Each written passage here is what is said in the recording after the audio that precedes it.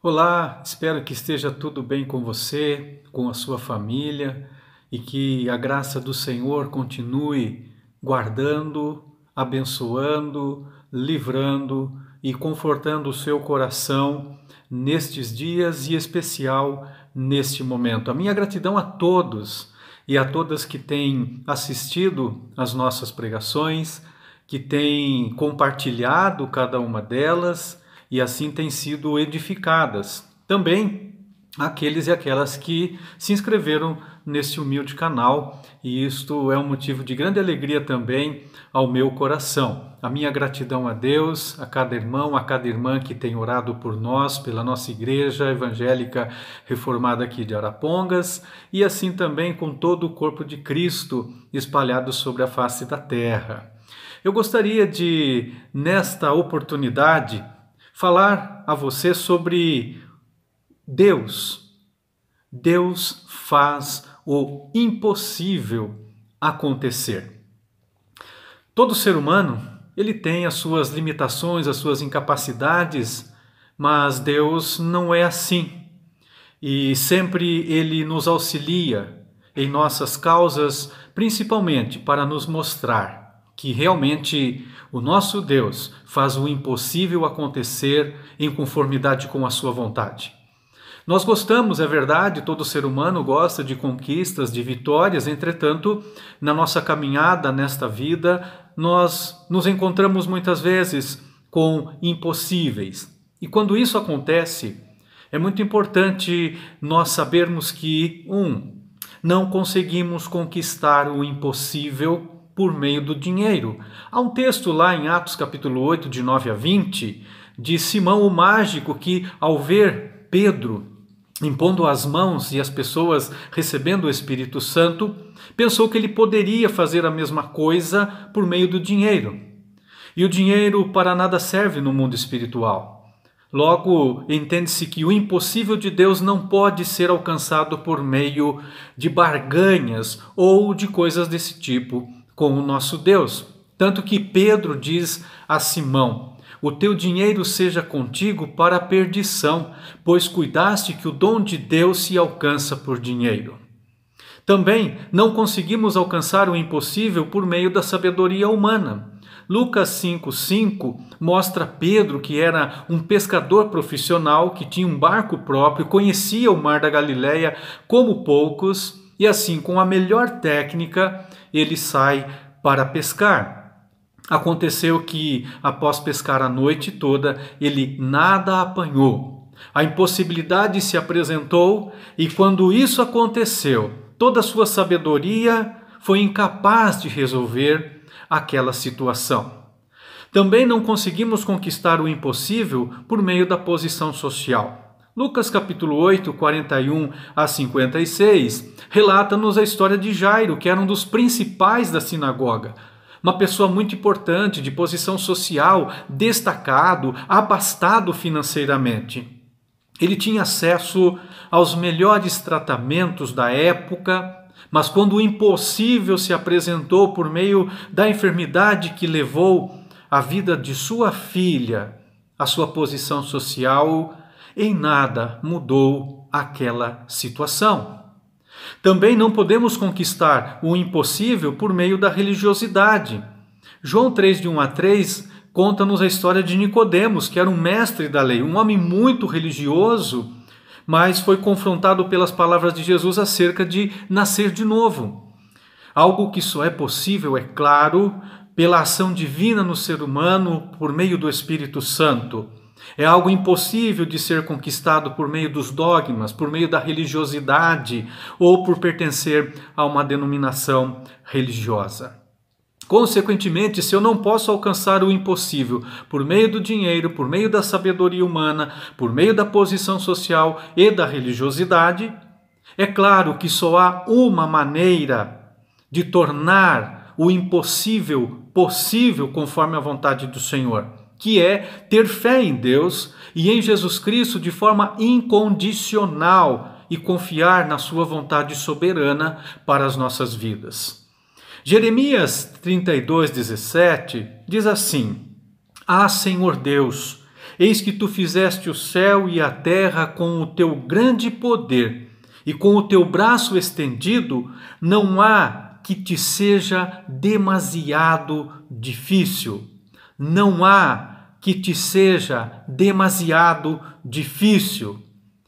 E isso mesmo, meu querido e minha querida, nada é demasiadamente difícil e impossível a Deus quando, em primeiro lugar, cremos na sua onipotência e na sua soberania.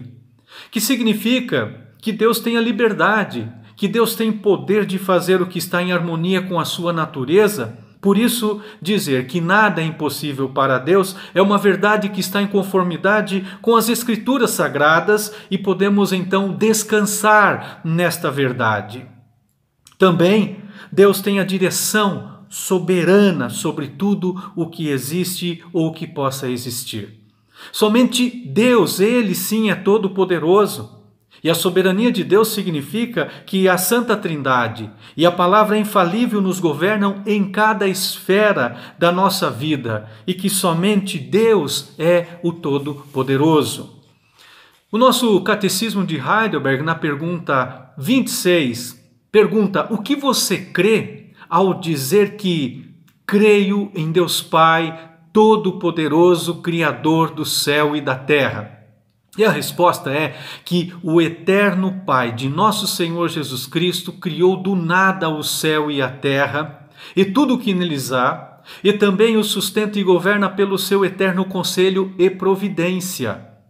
É o meu Deus e o meu Pai, por causa de seu Filho, o Cristo. E preste bem atenção na resposta, que ainda continua.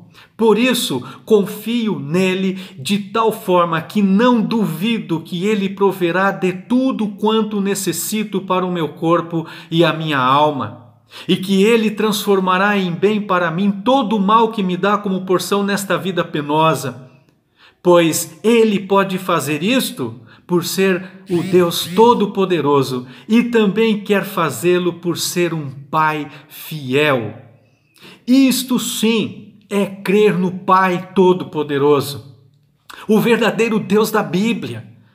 O resto é mentira, o resto é charlatanice, é picaretagem gospel, é enganação. E cuidado para não ser ou continuar sendo enganado com um Deus falso. Por isso eu confio de tal forma que não duvido de que Ele proverá tudo quanto necessito. Nada é demasiadamente difícil e impossível a Deus quando, em segundo lugar, o objeto da fé é Jesus Cristo. É muito comum ouvir pessoas consolando umas às outras em momentos de dificuldade, dizendo assim: tenha fé, é importante ter fé, tenha fé que tudo dará certo, não perca a fé. Há uma antiga canção de Gilberto Gil que diz assim: andar com fé eu vou, que a fé não costuma falhar. Até na manhã a fé no anoitecer. No calor do verão a fé está viva e sã. A fé também dá para morrer, certo ou errado, até a fé vai aonde quer que eu vá, a pé ou de avião. Mesmo a quem não tem fé, a fé costuma acompanhar. Pelo sim, pelo não, andar com fé eu vou, que a fé não costuma falhar.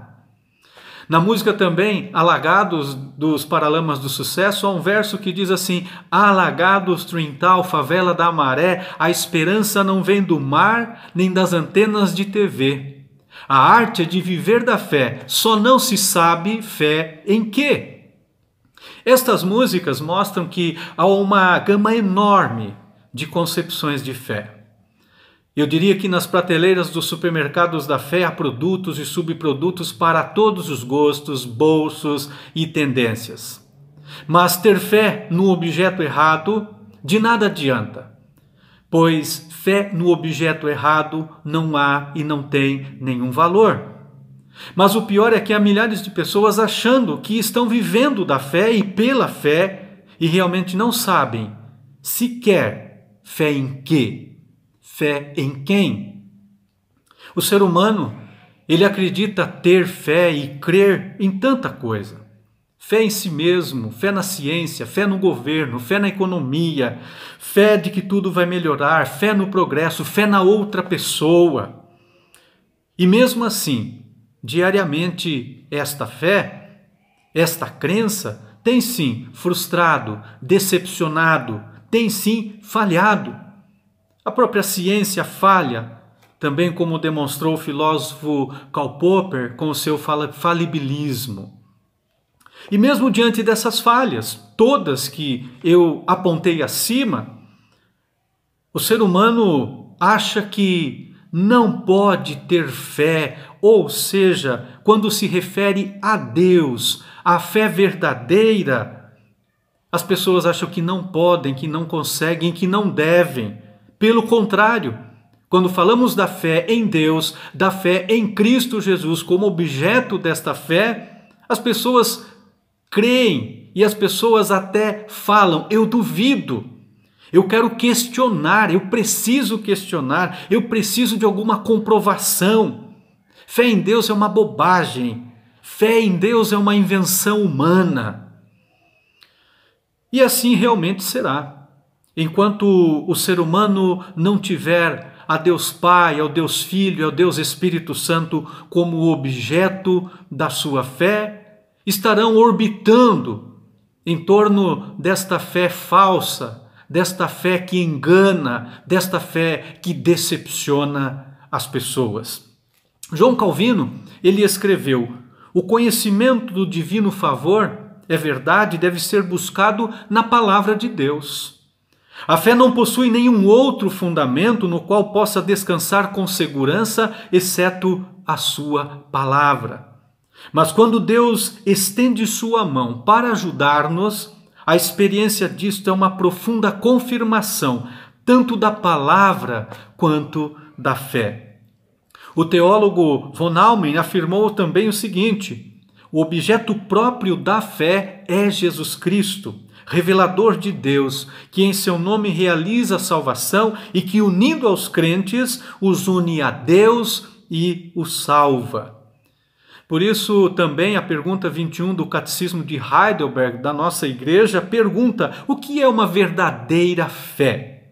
E responde: uma verdadeira fé não é apenas conhecimento e a certeza pelos quais eu tenho como verdadeiro tudo aquilo que Deus tem nos revelado em sua palavra, mas também plena confiança que o Espírito Santo opera em meu coração através do Evangelho, de que Deus perdoou os meus pecados e deu eterna justiça e salvação, não somente aos outros, mas também a mim, somente pela graça e por causa dos méritos de Jesus Cristo. Por isso, crer no Novo Testamento é aceitar como verdadeiras as declarações de Jesus sobre a sua pessoa e o testemunho apostólico. O fato é que percebemos que a fé em Deus não admite fé nenhuma em nenhuma coisa deste mundo. Hebreus 11:1 diz: ora, a fé é a certeza das coisas que se esperam e a convicção de fatos que se não veem. Também no versículo 6, ora, sem fé é impossível agradar a Deus, porque é necessário que aquele que se aproxima de Deus creia que Ele existe e é galardoador dos que o buscam. Abacuque 2:4, Romanos 1:17, Gálatas 3:11 e Hebreus 10:38 fazem coro, dizendo: o justo viverá pela fé. Abraham Kuyper, em seu livro A Obra do Espírito Santo, escreveu: a nossa fé repousa em Deus e na sua palavra, na sua promessa. João Calvino, no comentário também aos Efésios, disse: a fé que repousa nas palavras de Deus permanece inabalável contra todas as investidas de Satanás. Nada é demasiadamente difícil e impossível a Deus quando cremos na sua onipotência e na sua soberania, quando o objeto da nossa fé é Jesus Cristo e, em terceiro lugar, quando apoiamos-nos no poder da fidelidade de Deus. Se o objeto da fé é Jesus, O fundamento da fé é este Deus maravilhoso que é fiel. Paulo e também o evangelista Lucas vai dizer assim, porque para Deus não haverá impossíveis em todas as suas promessas. Hebreus capítulo 10, retenhamos firme a confissão da nossa esperança, porque fiel é o que prometeu. Comentando o livro de Hebreus, também João Calvino escreveu: a fé verdadeira é aquela que ouve a palavra de Deus e descansa na sua promessa. Ouve a palavra de Deus e descansa na sua promessa. A nossa fé vai sempre encontrar amparo na verdade e na fidelidade de Deus. Porque para Deus, duas coisas imutáveis, nas quais é impossível que Deus minta. Tenhamos firme consolação, nós, os que pomos o nosso refúgio em reter a esperança proposta. A soberania de Deus é um desafio. A nossa confiança no Deus Todo-Poderoso e este Deus providente. O apóstolo Paulo, ele estava preso e, seguindo os ensinamentos de Jesus, ele escreveu aos Filipenses: não andeis ansiosos por coisa alguma. Em tudo, porém, sejam conhecidas diante de Deus as vossas petições pela oração e pela súplica com ação de graças. Meu irmão, minha irmã, Deus sabe as nossas necessidades. Ele sabe do que necessitamos antes mesmo que tenhamos consciência desta necessidade. João 5,14 diz: e esta é a confiança que temos nele, que se pedirmos alguma coisa segundo a sua vontade, ele nos ouve. 1 João 5,14. A Bíblia também nos ensina que Deus nem sempre nos dá aquilo que pedimos. Entretanto, sempre nos dá aquilo de que necessitamos de fato e de verdade. Mesmo que isso ainda nem tenha penetrado em nosso coração como uma realidade, Deus provê. Também 1 Coríntios 2,9 diz: mas como está escrito, as coisas que o olho não viu, o ouvido não ouviu, e não subiram ao coração do homem, são as que Deus preparou para os que o amam. A providência de Deus, ela nunca chegará e nunca chega atrasada, e nem a sua graciosa provisão. Deus não é indiferente ao nosso clamor. Os olhos do Senhor estão sobre os justos e os seus ouvidos atentos ao seu clamor, diz o salmista. É importante que tenhamos bem firme diante de nós a certeza de que o poder de Deus é algo concreto e real em nossa vida diária, no nosso sustento e na nossa preservação. Por isso, a nossa oração deve ser sempre acompanhada de fé. Nas palavras do reverendo Hermes Maia, a oração sincera é um atestado da carência e da total confiança em Deus. A certeza de que seremos atendidos repousa na palavra de Deus. Charles Hodge, que é um grande teólogo, também escreveu: a oração é a conversa da alma com Deus. Um homem sem oração é necessário e totalmente irreligioso. Não pode haver vida sem atividade. Assim como o corpo está morto quando cessa sua atividade, assim a alma que não se dirige em ações de graças a Deus, que vive como se não houvesse Deus, está espiritualmente morta. Concluindo, não será pelo dinheiro, pela sabedoria, pela posição social ou pela religiosidade que o impossível de Deus acontecerá em nossas vidas e na sua vida, conforme a soberana vontade de Deus. Não adianta andar com fé, porque a fé não costuma falhar, ou ter a arte de viver da fé, só não se sabe fé em que ou em quem. De igual modo, ter fé em si mesmo, ter fé em outra pessoa, ter fé no progresso, na sociedade, no governo, ter fé na economia, ter fé no dinheiro, na ciência e na medicina, e mesmo assim diariamente esta fé frustrar, decepcionar e falhar. Diante de tudo o que foi dito até aqui, eu realmente desejo e oro do fundo do meu coração para que você saiba e para que você creia pela ação do Espírito Santo na sua vida que nada é demasiadamente difícil e impossível a Deus quando cremos na sua onipotência e na sua soberania. Que nada é demasiadamente difícil e impossível a Deus quando o único objeto da nossa fé é Jesus Cristo. Que nada é demasiadamente difícil e impossível a Deus quando apoiamo-nos no poder da sua fidelidade expressa em sua palavra. O impossível e o possível está somente no Deus Pai, no Deus Filho e no Deus Espírito Santo. Assim seja agora e para todo sempre, para a honra e glória e louvor do nome do nosso Deus. Amém.